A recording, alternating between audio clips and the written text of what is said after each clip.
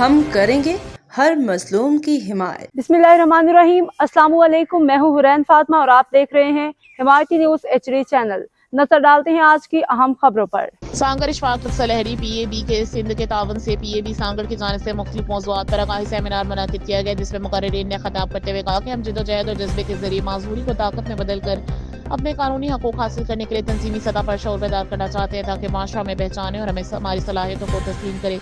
ये इज़हार Pakistan association of the blind PAB Sindh के रहनुमा सदर अब्दुल जब्बार मेरानी, जनरल सेक्रेटरी इमरान अहमद शेख और फाइनेंस सेक्रेटरी इख्तियार अली मक्सी ने ज़िले कौंसल हाल सांगड़ में PAB ज़िला सांगड़ के ज़रिए तमाम मुनक़िदा समाजी सेमिनार से खिताब करते हुए किया। उन्होंने ज़िला सांगड़ की तंजीम और नाबीना अफराद के लिए कायम कंप्यूटर सेंटर, मौसीकी की तरबियत और दीगर सरगर्मियों को सराहते हुए तंजीम के लिए 50,000 रुपये माली इमदाद का ऐलान भी किया। उन्होंने कहा कि माजूरी को मजबूरी न बनाया जाए, जबकि सरकारी और गैर सरकारी इदारों में रोजगार और कारोबार की फराहमी के लिए हर मुमकिन ताउन किया जाए।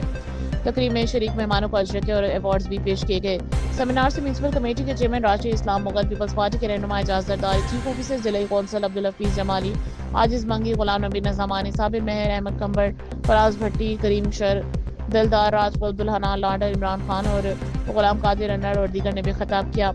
इस मौके पर मारूफ गुलकार हदायत गुलजार ने नबीना अफराद की हौसला अफजाई के लिए गीत भी पेश किए।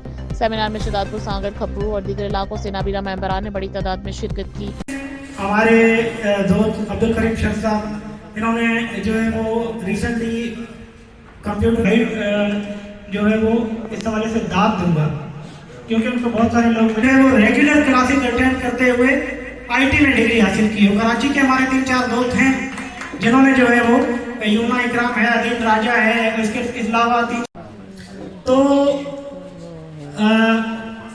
मुख्तसर करें तो आप तमाम दोस्तों का ज़्यादा टाइम नहीं लूँगा।